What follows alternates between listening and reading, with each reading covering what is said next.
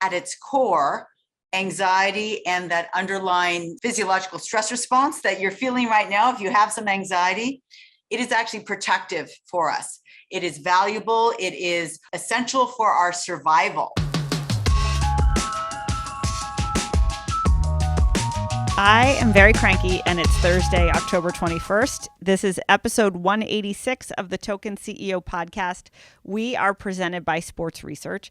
I love fall. Fall's my favorite season. The leaves are changing. It's still sunny out. You can wear a wool sweater, which everybody knows that I love. If you want to get out and be active, Sports Research is a brand that can help you. So you can check out their workout kits. They've got collagen. They've got vitamins. They've got waist trimmers. They've got a whole bunch of stuff that can help you be your most fit. If you go to sportsresearch.com and use code Erika at checkout, you will get 25% off your order. That's sportsresearch.com, promo code Erika for 25% off, and go enjoy a fall day. My mother texted me today and was like, I love Dr. Suzuki. 10 minutes of exercise. I was like, we had Tico, Texas, Bobby Brown, and myself on this podcast. And my mother's like, oh, I love the exercise lady. So there you have it, Sports Research. Okay, today, speaking of my mother, we are talking about anxiety. So if you have issues with your mother, you dread going to work, you just have a general sense of anxiety. I know that I get stricken by anxiety sometime, as does most everyone else I know, whether people want to talk about it or not. I think one of the biggest changes that I've seen in the workplace is when I was in my 20s and 30s at work, you did not talk about your anxiety. You just swallowed it, sucked it up, and were supposed to perform. Now everybody talks about anxiety. So I think that's a really great thing where people are just opening up about how they feel and what makes them healthy. Sometimes I'm like, Jesus, we've got a bunch of people here who are a mess, but I think it's great for people to say how they are, who they are, what they're coming to the table with, and are open about what they need to be successful. We spoke again to Dr. Wendy Suzuki about how you can turn anxiety from an inhibitor of your success to a superpower. I loved this because, frankly, if you look at the last 5.5 years at Barstool, I've been running on anxiety. And what I realized after talking to Dr. Suzuki is that it's that anxiety that actually propelled us forward. So I think a great tip for everyone is to think about how you can harness the things that you're worried about to become stronger, smarter, more adept, more resourced, more confident, you name it. So that's what we're talking about today. Before we do that, we've got headlines, we've got a Q&A, and then as always, we end with adulting. So if you are not feeling sweaty and nervous, I've had to reapply my deodorant today about 15 times. Do you know those days where you have BO, you put deodorant on, you smell because you have nervous sweat? Nervous sweat smells way worse than regular sweat. So anyways, I'm having one of those days where it's like, I cannot apply enough deodorant. It's gone about a nanosecond later and I smell. Rachel just said a pro tip, which is use hand sanitizer in your armpits and it will get rid of the smell. Probably gives you massive amounts of cancer, but that's fine. You will not smell. All right. So headlines today. First up, this isn't really a headline. It's more of a shout out. Shout out to Biz Nasty. Biz Nasty is one of the most phenomenal talents I've ever met. So fired up to see him on TNT as part of the pregame show. Totally bizarre to see him sitting next to Wayne Gretzky, holding his own and being credible. The Barstool crew has been covering it on social. It's really amazing to see that level of energy in the broadcast. Charles Barkley was their guest last week. Biz is the Charles Barkley of hockey, and I'm here for it. So shout out Biz Nasty. Okay, so next up, speaking of hockey, and as everyone knows, I like to talk about women's hockey, even though they say that's harassment and a hate campaign. Team USA women are playing against Team Canada. They played this past weekend in Pennsylvania. They are on the My Y tour. They're playing in Hartford, Connecticut on Monday. And after that, they are off to Beijing. So we obviously have the Barstool Hockey Cup coming up. That will come out of the Beijing Olympics. We will have a ton of players from Team Canada and Team USA on the roster. If you missed them last weekend, you can have a chance to watch them on Monday live from Hartford, Connecticut. Okay, BetterHelp. So this is the anxiety episode. I don't know what salesperson sold this ad, but it is so well timed. So BetterHelp is awesome. I got a text from somebody who works at Barstool Sports yesterday and said, Erika, The therapist that I have at BetterHelp is changing my life. It's amazing. I ditched my regular therapist so that I could use the therapist that the company provided to me through BetterHelp. So Barstool has a partnership with BetterHelp. We are a big fan of that company and what they offer to people. And mostly the way that they help Barstool employees and people all around the country manage their anxiety, talk about their feelings, talk about what's going on with them, and help people with their overall well-being. What's great about BetterHelp is they customize therapy for you. So you want to chat, you can chat. You want to text, you can text. You want to do a video session, do a video session. Sometimes I get annoyed with the video and I'm like, I speak more freely when you're on the phone. You know what I mean? It's also easier to cry if you're on the phone with someone versus on video, let's be honest. So if you go to BetterHelp, that's BetterHelp.com/token, you can get 10% off your first month at BetterHelp. So go get some help if you're having some anxiety, if you're working through stuff, or you just need someone to lean on, and you can get 10% off so you can feel like you're giving yourself a discount and a savings while you do it. All right, so we had a social post. We had a social post last week I got a lot of feedback on, which was about how men get promoted on potential and women get promoted on performance.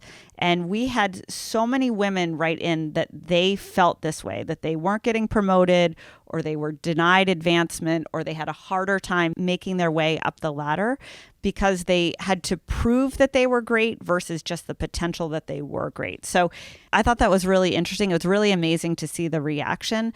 We heard from a lot of women who were interviewing for jobs and really questioning why they had to have demonstrable, proven experience versus their male counterparts interviewing for the same job were more often getting hired on promise. So if you are in a hiring position, give women a chance, hire everyone on performance or hire everyone on potential. Don't look at women and men differently.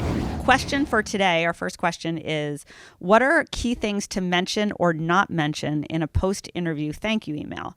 Are post-interview thank you emails necessary? I would say they're necessary. If I'm thinking about a candidate, I'll give you an example. We're hiring for the head of the Barstool Fund and for the head of Barstool Athletes. We had, like 3,000 applicants for the Barstool Fund. We're getting now down to a list of finalists. I went back and checked of the people I met with who sent a thank you note.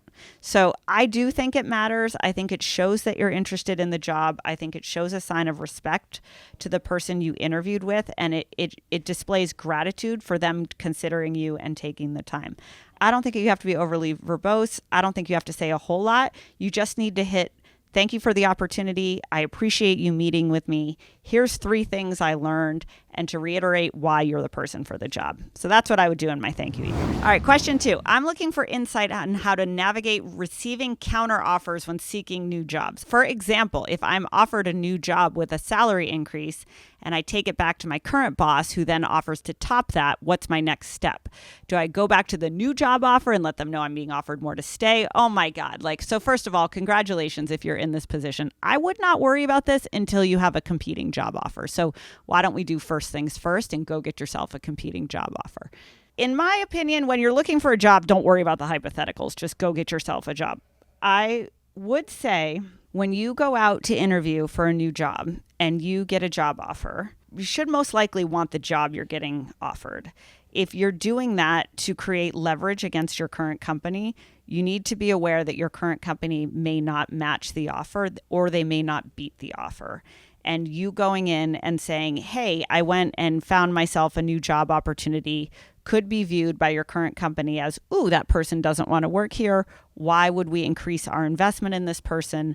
Why would we bend over backwards to retain them? So in the case where you are fortunate enough, get a job offer and you're like, ooh, what do I do? How do I go back to my current company? The first thing I would say is decide what you want to do. Do you want to leave or do you want to stay? If you want to leave, then I really wouldn't go through the offer counter offer process. I would be super respectful and thankful for the opportunity at your current company and then end things well so that you can go build your new career at the next one. If you ultimately do want to stay, how you position going out to look for a job is really important. Your employer or your current manager could take offense to you going out to try to find another job. So let's say you do want to stay at your current company. What I would say is, hey, I've been approached about a new job. I think it's something that I could be receiving an offer. My sense is that the salary or the pay grade is much higher here, or the title is better, or the scope of responsibility is bigger.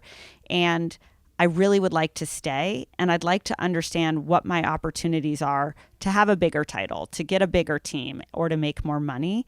And could we work together to see what that could be like?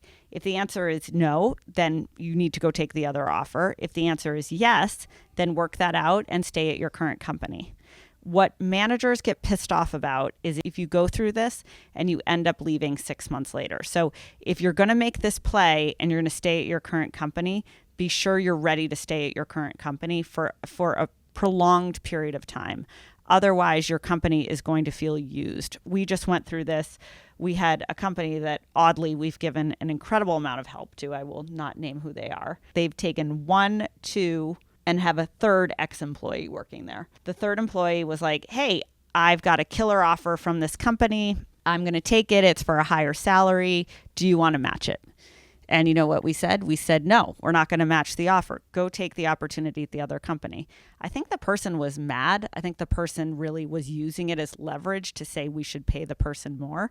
We ultimately didn't pay that person more. We said, go with God, have a great experience. I did send a bitchy note to the company, I will say. But if you're going to make the play of, hey, I've got another offer, match or beat the offer, be prepared that the company may be like, pound sand, we're not going to match your offer. Or if you do really want to stay, create a compelling case that's in the company's interest for why they should keep you there. Speaking of where you work and where you live, let's talk about Cross Country Mortgage. Like Barstool Sports, Cross Country Mortgage is a people-first group of people. They are dedicated to the fundamentals of mortgage lending, something I can assuredly say no one here is dedicated to. But if you want to buy your house, if you want to think about your finances, getting a mortgage is critical, or refinancing can be really advantageous for you. And Cross Country Mortgage is a company that can help you do that. We are recording commercials for the hold music for Cross Country Mortgage right now. So if you call Cross Country Mortgage, you may hear me, you may hear Big Cat, you may hear other people. I think that's pretty creative, actually. I mean, think about how many times you're on hold and you just hear annoying hold music. Now you can just hear my annoying voice or somebody better here. So the net of it is, it's a great time to refinance. And if you're buying a home, Cross Country Mortgage is an incredible company to look to help you finance your home. If you go to crosscountrymortgage.com/barstool, you can learn more about your future home buying experience, or you can refinance your current mortgage. Cross Country Mortgage LLC, NMLS 3029. All loans are subject to underwriting approval. www.nmlsconsumeraccess.org. All right, so we got Dr. Wendy Suzuki. She is the author of a book called Good Anxiety. You probably think there's no such thing as good anxiety. What Dr. Suzuki taught me is that there are, in fact, a lot of benefits to being anxious. Being anxious is like putting wind in your sails. It stresses you out so that you can develop the skills, the grit, the wherewithal, the tools, the stamina to be able to push forward. If you're feeling anxiety, it's probably because you're pushing yourself and doing something that you're not entirely comfortable with. So if you don't want to be like one of the blob humans on WALL-E, remember the blob humans in the spaceship? If you don't want to be one of those people, you're probably experiencing anxiety. And what Dr. Wendy and I talk about is how you can harness your anxiety to feel more in control, to feel more empowered, and to ultimately set yourself up for a most productive life. It's a perfect day to have her on the podcast because I feel like an anxious mess today, Dr. Suzuki. So I actually feel like this is a gift from God to be talking right now. Great. Okay. So welcome. So Dr. Suzuki is the author of Good Anxiety, Harnessing the Power of the Most Misunderstood Emotion. So I'm dying for this conversation. I think that if you read the reports, it's 18% of Americans have anxiety. I think it's like 98% if you think about people who have low-grade anxiety or anxious moments.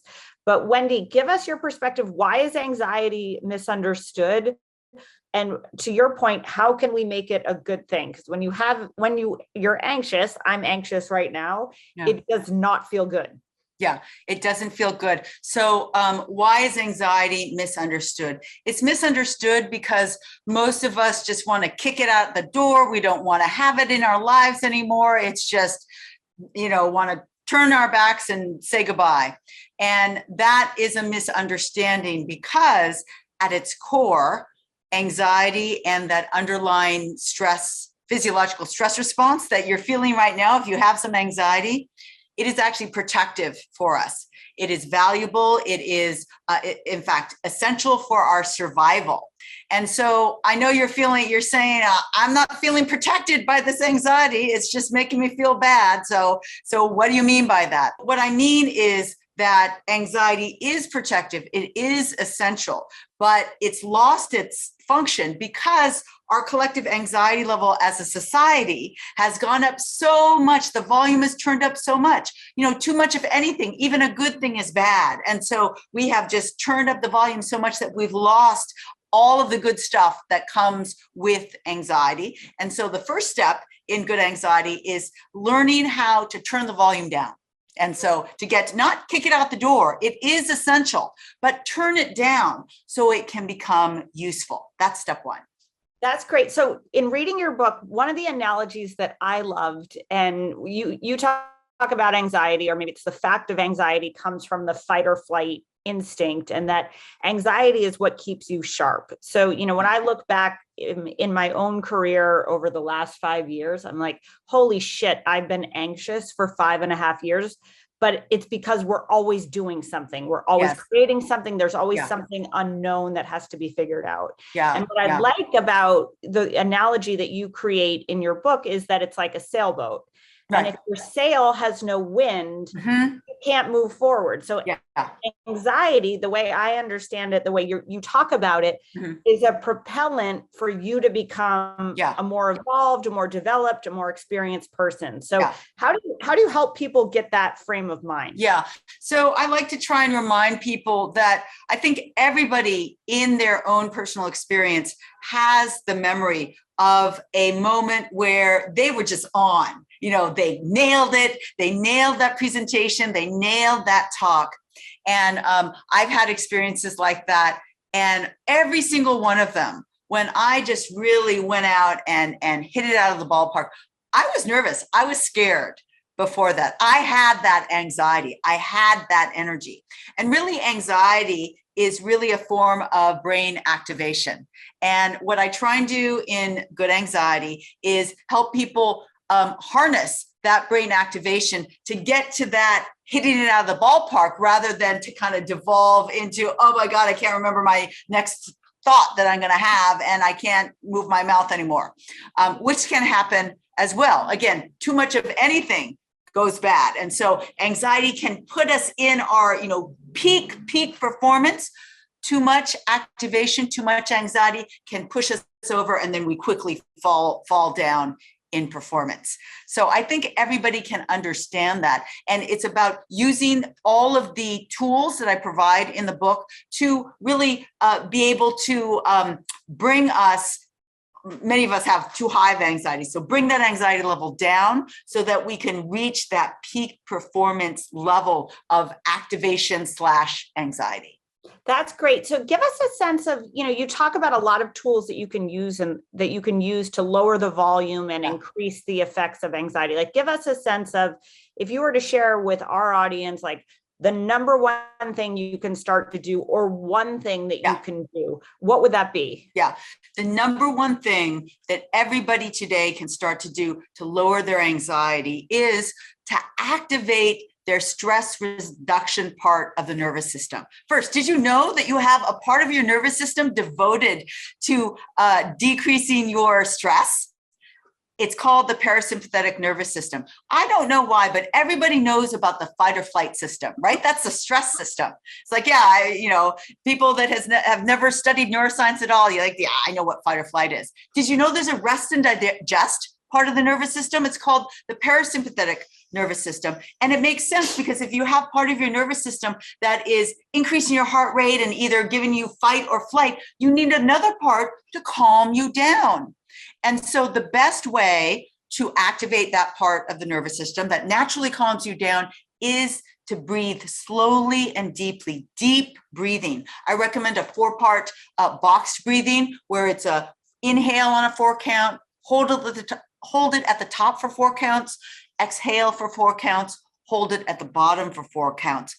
That is just activating. You can feel, I do this demo all the time. And as I'm encouraging people, I'm leading people through, I feel myself calming down because I'm doing it myself. And so I love this one because you can do it in the middle of a anxious conversation. The other person doesn't even know you're doing it, right? You can teach your kids, you can do it together, practice with your kids and have them do it when they're standing in line, when they're in a course, in a classroom that they're getting anxious. It is powerful. It is activating a part of your nervous system that was designed to help de-stress you. And so that's my number one. That's great. You also talk a lot about, situational anxiety and really how are you addressing the moment and addressing what makes you feel anxious, yes. Which I feel is really helpful for people. Because I sometimes think, at least when I have anxiety, it becomes so overwhelming. It's like, I might be anxious about one thing, but 15 minutes later, that's parlayed its way into anxiety about everything. Yes. So beyond breathing techniques, which is incredible, how do you help people deconstruct what they're anxious about and what they should do about it? Yeah, that's a great question. And that's really kind of step 2 of what I talk about in Good Anxiety. So why are we turning it down? Why are we turning anxiety down with things like breath work? I talk about the powerful effects of exercise on lowering anxiety levels. Mindset shifts also talked about in the book, very, very powerful, a great practice. And in fact, once you turn that volume down, the goal of that is that you have a little bit of cognitive space to turn in on those uncomfortable emotions. Why do I always feel anxious when I talk to this person?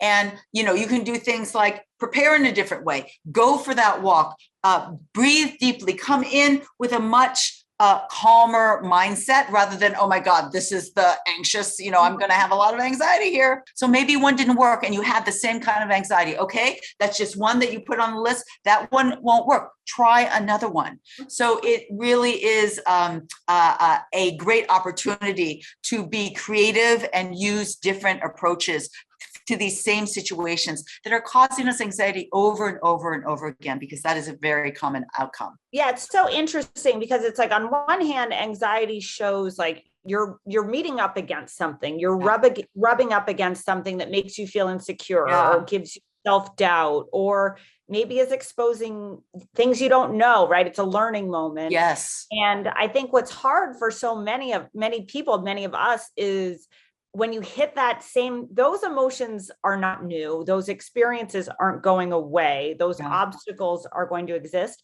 But when you hit them the same way every time, it's not going to change the outcome. Right. What I love about your book is that it's empowering to say, hey, if you turn down the volume, you buy yourself a morsel of your mind to deconstruct why, then it gives you the tools to be able to do something about it. My next question for you, though, is more on, you talk about things that soothe, so that when you have anxiety, very often you're looking to self-soothe. I would imagine you would say there are good self-soothers, going for exercise. There are bad ones, alcohol and drugs. The question for you is, I think the thing that is most soothing, we work with mostly 30-year-olds, 20-year-olds, 30-year-olds. The thing that's soothing is the phone.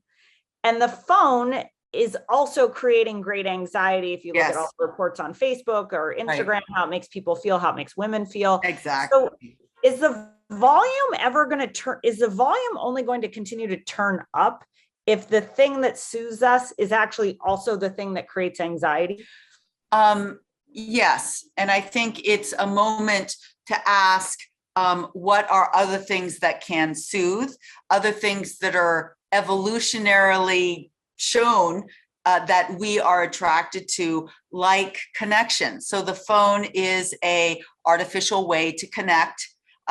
feels like we're connecting to so many, but we're connecting basically to no one.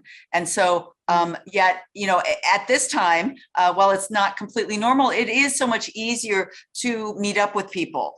Even to have Zoom. I mean, that's the thing. I got connected with relatives all over the world with Zoom that I would wait for 10 years, when we would see each other, but I got to see them once a week on Zoom calls. So there are so many ways to connect, and just that recognition that practicing that face-to-face or Zoom-to-Zoom kind of connection will in the end be more satisfying to you than collecting likes. What I love about your book, and that just the notion that anxiety can be good, is like, first of all, give yourself some props that you're out in the world and you're pushing yourself. Yes. Like, you're experiencing other people, you are touching the world, you are pushing. Yeah. Women in large part spend so much time, I could say this for myself, wanting to make other people happy. I want to make it so the people work with me, how do I make their lives easier? How do I make things better? Right. And when you do that too much, I think it also creates anxiety that isn't good for them, and it's not good for you. Like today, I jammed my day way too full. I then became a raging bitch to everybody I was talking to because I was stressed. Yes. And at the end of the day, I'm looking back at my day and I'm like, I didn't do anything to make myself better today. Yeah. I didn't feed myself today. Yeah. I think that over a prolonged period of time can feel very disheartening. Yes. And so I think, from my vantage point, the more that you can, to your point, deconstruct what makes you feeling anxious when those situations are. Like, I'll give you another example. I find when I have too much coffee and I don't eat enough, highly anxious. Yes. And so it's like, eat fucking breakfast. Do you know what I mean? Like, right. And I say that to myself, but it's really small things like your box breathing technique. Like you can roll your eyes at that, but like it actually works. Eating breakfast actually works. Yeah. And in fact, your example of knowing that, you stuff your day too full and you become a raging bitch is a wonderful segue. One of, I think, the most powerful gifts that I talk about that come from anxiety, because that's what happens when you turn the volume down and you turn in on yourself. You start to be able to reap some gifts from your own anxiety, is that you know that in yourself, you know how it feels, you know how it looks. Well, you could probably recognize it in others and be able to say, actually, you don't need to take care of that because you're just doing it. It's too much. Take a break. And that is such an empathetic thing to do, because when you do it, it will be coming from, I know where you've been. Yeah, and I'm going to help you not do that to yourself, because I want to give you this gift. Yeah. And so this is how, one of the ways that your own particular form of anxiety can turn into empathy that could help everybody else. Are there other people perfectionists? Yes. Are there other people doing too much for others? Yes. Yeah. And so that's one of my favorite gifts of empathy that comes from anxiety. That's great. Wendy, thank you so much. We appreciate it. Everyone can get the books wherever books are sold. Yes. And it's called Good Anxiety, Harnessing the Power of the Most Misunderstood Emotion. Yes. All right. So Dr. Wendy was great. If you're interested in her book on exercise, we did a clip of it on last week's episode. She has a wealth of wisdom and insight into how you can handle one of the most powerful emotions in your life, which is anxiety, and also ways that you can use exercise, being outside, and breathing to get control of your emotions. If you don't want to be productive and exercise your way to good mental health, you could have a high noon. High noon is real vodka, real juice, and seltzer water. You can find it at your local grocery store or liquor store. We find them everywhere here at Barstool Sports, probably because there's a lot of high anxiety people. I love it. Peach is my favorite. So go find High Noon wherever you can find liquors, beers, and spirits. For adulting today, we are talking about inclusion. Inclusion is a word that I never said before. Let's say, 2 years ago? Now it's all anybody says. I love the principles of inclusion, which is that everyone has a point of view, diversity of thoughts and ideas, perspectives, backgrounds, sexualities, orientations, identifications. All that stuff is great. The net of it, though, is, and Stephanie talked about this when we had HR Stephanie on the pod way back, but being inclusive in the workplace can make people most comfortable. It can create the highest performing teams, and it can create a culture where people are supportive and encouraging of one another instead of being divisive and negative towards one another. We spoke with the researcher who looked into this. His name is Paolo Guadiano. He is an adjunct professor at NYU's Stern School of Business. I think a lot of people talk about diversity and inclusion, or diversity, equity, and inclusion. But if you look at the reality, almost everybody focuses only on diversity. All the data we look at is diversity, and all the targets people set have to do with diversity. And we have research and actually data that shows that, in fact, inclusion is extremely important, because inclusion is what makes you feel that you want to get up and go to work every day. And if you go to work and you feel excluded, frankly, you're not going to be happy. You're not going to be productive, which means that the company is going to suffer, and then you're going to leave, which is going to cost the company. So we believe that inclusion is actually the more important element. You need to be inclusive in order to have a more diverse environment, in order to sustain that diversity, and in order to have both satisfaction of your individuals and performance of the company. He says that it's easy to blame corporate culture for their lack of D&I efforts. Corporate culture is not like some monster that lives in a nest that comes down and bites people when things happen. It's really what we look at overall when we say, well, these groups of people are not feeling very included, but it boils down to behaviors. And so for us, what we came to realize is that the thing that matters the most is how we behave with everybody around us. Whether it's little things that we say that we don't necessarily mean to offend other people, what we do, and or things that we do that are potentially going to give benefits to one group of people instead of another. All of those kinds of things are what really matter. So it's really all about individual behaviors, which means that whether you are the CEO of a company or a part-time, cleaning staff, you can have the opportunity to influence people's experiences in a positive or negative way. What he talks about is that it's easy to blame corporate culture for a lack of D&I efforts. In a lot of ways, D&I efforts are good team building efforts. And there's ways that companies can be most successful by incorporating training and by incorporating D&I. Well, clearly, depending on your level within the organization, the behaviors may have a much broader impact. So if you're part of the leadership and you set a policy that is, let's say, unfavorable to women, then of course that's going to have a very negative impact. But even at the individual level, it's things like make sure that when you are organizing a meeting, that you invite everybody that should be in that meeting. Make sure that if you're in the meeting, even if you're not one of the organizers, and I know this is something that we guys tend to have more of a tendency to do, is to kind of interrupt and jump in and be very excited about our own ideas. And sometimes it's good to sit back and let other people speak, and make sure that if you witness somebody doing something that you think is not very inclusive. For example, a woman or a person of color in a meeting says something and they get ignored, and then somebody else repeats it later and they get all the credit to say, hey, that's great. That's exactly what Jane said 10 minutes ago, or whatever the case might be. So it's really all about making sure that you, first of all, actively don't do anything that might upset people. Like, one of the things that a lot of people of color complain about is having to essentially hide their identities. And when people do things like tell jokes that are inappropriate, or ask people about their clothing, or make comments about clothing or hair and things of that sort, even little things like that can be very offensive to people. But it's more about just creating an environment where you're not inadvertently or purposefully creating discomfort for other people. Okay, that's it for today. Thank you for listening. Go apply some deodorant or some hand sanitizer, depending if you smell or you're about to smell. You can DM us. People have been DMing us videos, which is awesome. We'll try to feature a video in the show every single week. I've been doing some AMAs on Instagram, so if you have a question, hit me up there. You can watch this episode along with every other on our YouTube channel, so just Google Token CEO. Join our Facebook group. We are having another happy hour in just a couple weeks, so stay tuned for that. But if you join now, you can be invited. Follow us at Token CEO on Instagram, TikTok, LinkedIn, and YouTube, and we'll see you on Thursday.